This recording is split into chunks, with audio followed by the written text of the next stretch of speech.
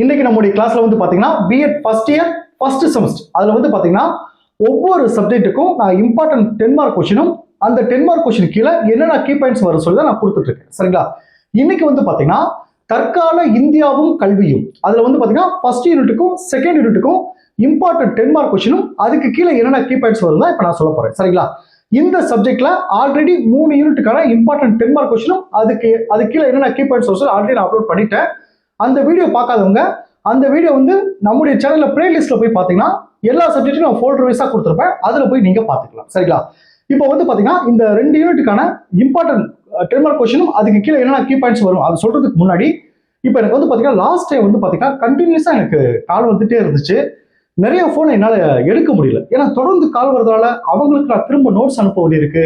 So புதுசா கால் வரதா அவங்களாம் என்னால எடுக்க முடியல.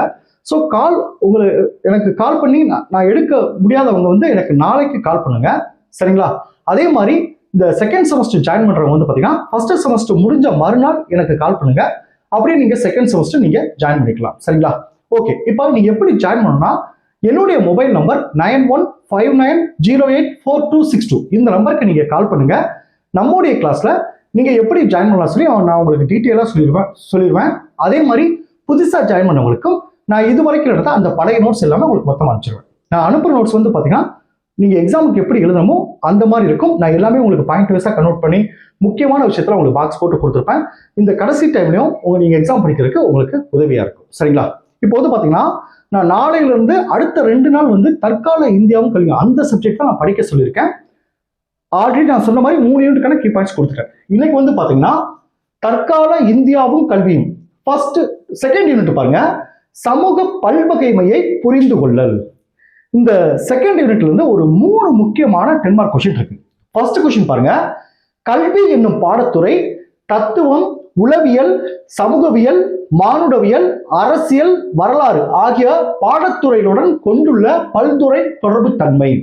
இந்த கேள்வி பாத்தீங்கன்னா சார் இதுல தத்துவம் வருது, உளவியல் வருது, சமூகவியல் வருது, மானுடவியல் இத்தனை வருது சார் அப்படின்னு சொல்லி நிறைய பேர் கேட்குறீங்க. ஆக்சுவலா வந்து பாத்தீங்கன்னா அந்த கொஸ்டின் கேட்கும்போது இதுல ஏதாவது 3 மட்டும் கேட்கலாம். இப்போ ஃபார் எக்ஸாம்பிள் தத்துவம், உளவியல் 2 மட்டும் கேட்கலாம். இல்லைன்னா சமூகவியல், மானுடவியல் இந்த மாதிரி குறிப்பிட்ட ஒரு 2-3 கேட்கலாம். சரிங்களா? ஒருவேளை இது எல்லாமே உங்களுக்கு கேட்டாங்கன்னா நீங்க 6 பக்கத்துக்கு வர்றதுக்குள்ள ஒரு 5.5 பக்கம் 6 பக்கம் வர மாதிரி அதை சுருக்கிடுங்க. நான் அனுப்புற நோட்ஸை வந்து அந்த ஹெட்டிங் எல்லாமே கொண்டு வந்துருங்க. உள்ள இருக்க கண்டென்ட்டை வந்து நீங்க சுருக்கி எழுதுங்க. சரிங்களா? ஸோ இந்த கொஸ்டின் ரொம்ப ரொம்ப முக்கியமான கொஸ்டின். இந்த கொஸ்டினை வேறு விதமா எப்படி கேட்பாங்கன்னா பாருங்க, கல்வியின் இடைநிலை இயல்பு, அதாவது கல்வியின் இடைநிலை இயல்பு அப்படின்னாலும் இந்த கல்வி என்னும் பாடத்துறை இந்த மாதிரி விரிவா கொடுத்தாலும் ரெண்டுமே ஒரே கொஸ்டின் தான். சில பேர் கொஸ்டின் வந்து மாத்தி கேட்டா கொஞ்சம் இன்டைரக்டா கொஸ்டின் கேட்டா படிக்காத கொஸ்டின் நினைச்சுறாங்க. நல்லா கவனிச்சுங்க. உங்களுக்கு அடிக்கடி எல்லா வீடியோவில் நான் சொல்லியிருக்கேன், இந்த தமிழ் மீடியம் படிக்கிறவங்க அந்த கொஸ்டினை மட்டும் இங்கிலீஷ்லும் சேர்த்து படிச்சுக்கோங்க. நான் அதனால தான் நான் தமிழ் இங்கிலீஷ் ரெண்டுமே சேர்ந்து தான் அந்த கொஸ்டினுக்கு எல்லாமே நம்ம கிளாஸ் எக்ஸாம் நேரத்துக்கு அனுப்பிச்சிருப்பேன். இந்த இம்பார்ட்டன்ட் கொஸ்டின் கொடுக்கும்போது கூட அந்த தமிழும் இங்கிலீஷும் சேர்ந்து தான் கொடுத்துருப்பேன்.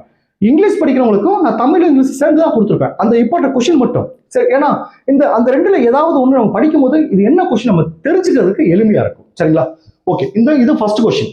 செகண்ட் கொஸ்டின் பாருங்க, ஃபர்ஸ்ட் கொஸ்டின் மட்டும் சொல்லிடுறேன், அதுக்கு பிறகு நான் என்னென்ன கீ பாயிண்ட்ஸ் சொல்றேன். செகண்ட் கொஸ்டின் பாருங்க, பல்வகைமை குறித்து உடன்பாட்டு மனப்பான்மையை உருவாக்குவதில் கல்வியின் பங்கு. இப்படி கேட்கலாம். இதை வேற விதமா கேட்கலாம். எப்படி கேட்கலாம்னா, பன்முகத்தன்மைக்கு நேர்மையான அணுகுமுறையை உருவாக்குவதில் கல்வியின் பங்கு. பாருங்க, இதுக்கும் இந்த வார்த்தைக்கும் வித்தியாசம் இருக்கு. இப்ப இதை மட்டும் படிச்சுட்டு இந்த வார்த்தை தெரியலனா இது என்ன கொஸ்டின் தெரியாம படிக்கல நினைச்சாங்க. சரிங்களா? அதனாலதான் நான் உங்களுக்கு ஒவ்வொரு கொஸ்டின் எப்படி கேட்பாங்க நான் சொல்றேன். அதாவது பன்முகத்தன்மைக்கு நேர்மையான அணுகுமுறையை உருவாக்குவதில் கல்வியின் பங்கு. ரெண்டுமே ஒரே கொஸ்டின் தான். Second question. அடுத்த தேர்ட் கொஸ்டின் பாருங்க, சமூக பல்வகைமையின் நிலைகள். இந்த கொஸ்டின் இப்படி கேட்கலாம். அப்படி இல்லைன்னா சமூக வேற்றுமையின் நிலைகள். எனக்கு ஒரு 2 நாளைக்கு மேலே ஒரு ஸ்டூடெண்ட்ஸ் கேட்டுச்சு, சார் சமூக வேற்றுமை நிலைகள்னா என்ன சார், என்ன கொஸ்டின் சார் சொல்லி கேட்டுச்சு. நல்லா கவனிச்சுங்க. சமூக பல்வகை நிலைகள்னாலும் ஒண்ணுதான், சமூக வேற்றுமை நிலைகள்னாலும் ஒண்ணுதான். ஸோ இந்த 3 கொஸ்டின் வந்து செகண்ட் யூனிட்ல முக்கியமான கொஸ்டின். சரிங்களா? இந்த 3 யூனிட்ஸ்க்கு கீ பாயிண்ட் சொல்றேன். அடுத்த ஒரு யூனிட்டை பார்த்துக்கிறோம். அடுத்து ஃபர்ஸ்ட் யூனிட், தற்கால இந்தியாவும் கல்வியும் அரசியல் பின்னணியும். இதுல ஃபர்ஸ்ட் கொஸ்டின் பாருங்க, அரசியல் அமைப்பு மதிப்புகள் மற்றும் கல்வி. இப்படி கேட்கலாம். அப்படி இல்லைன்னா இந்திய அரசியல் சாசன விழுமங்களும் கல்வியும் இப்படின்னு கேட்கலாம். ரெண்டுமே ஒரே கொஸ்டின் தான். அடுத்து 2வது கொஸ்டின் பாருங்க, கல்வியின் நிலைகள். மூணாவது கொஸ்டின் பாருங்க, இந்திய அரசியலமைப்பில் சமூக நீதிக்கான வழிமுறை கல்வி. இந்த 3 கொஸ்டின் வந்து செகண்ட் யூனிட்க்கு ரொம்ப முக்கியமான கொஸ்டின்.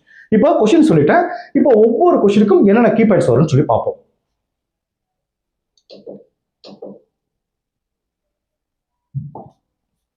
இப்போ பாருங்க, ஃபர்ஸ்ட் செகண்ட் யூனிட் பாருங்க.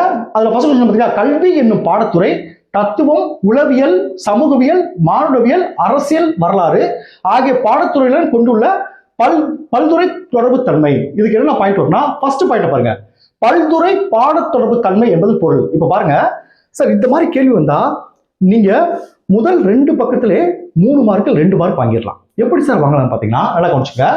இப்ப இந்த கொஸ்டின் கொடுத்துக்கால, இந்த கொஸ்டின் நம்பரை போட்டு இதுக்கு கீழே அதோடைய டெஃபினிஷனோ இல்ல பொருளோ ஃபர்ஸ்ட் எழுதிக்கங்க.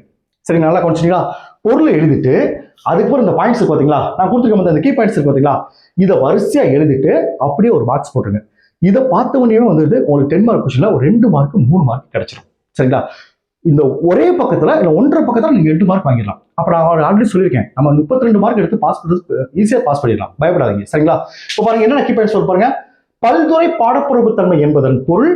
2 பாருங்க, கல்வியின் பல்துறை பாடப்பொருள் தன்மை என்பதன் பொருள். 3 பாருங்க, தத்துவத்திற்கும் கல்விக்கும் இடையான நெருக்கமான தொடர்பு. 4 பாருங்க, கல்விக்கும் உளவியலுக்கும் இடையான நெருக்கமான தொடர்பு.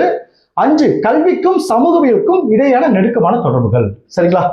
6 கல்வி மானுடவியலுடன் கொண்டுள்ள தொடர்பு. 7 கல்வி அரசியலுடன் கொண்டுள்ள தொடர்பு.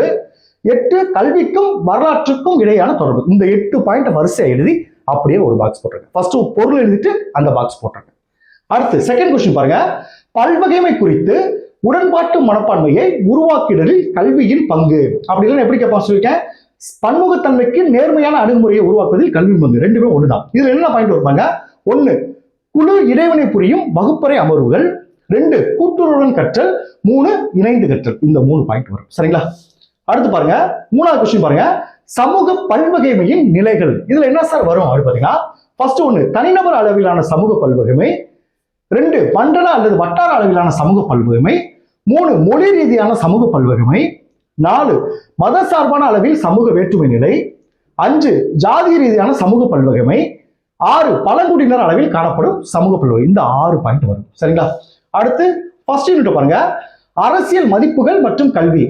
இந்திய அரசியல் சாசன விழுமங்களும் கல்வி 2 ஒண்ணுதான். இதுல என்னென்ன பாயிண்ட் வரும் பாருங்க. ஃபர்ஸ்ட் பாயிண்ட், அரசியல் அமைப்பின் முகப்புரைகள். 2 இந்திய குடிமக்களின் அடிப்படை உரிமைகள். 3 இந்திய குடிமக்களின் அடிப்படை கடமைகள். 4 அரசு கொள்கைக்கு இந்திய அரசியல் சாசன வழிகாட்டு நெறிகளும் கல்வியும். 5 கல்வி தொடர்பான பல்வேறு சாசன சட்டப்பிரிவுகள். இந்த 5 பாயிண்ட் வரும். சரிங்களா? அடுத்து கல்வியின் நிலைகள். ஃபர்ஸ்ட் பாயிண்ட், முன் தொடக்க கல்வி. செகண்ட், தொடக்க கல்வியும் அதன் நோக்கங்களும். 3 இடைநிலை கல்வி அல்லது உயர்நிலை பள்ளி கல்வி. 4 மேல்நிலை பள்ளி கல்வி. 5 உயர்கல்வி நிலை. 6 உயர் தொழில்நுட்ப கல்வி. 7 தொலைநிலை கல்வி.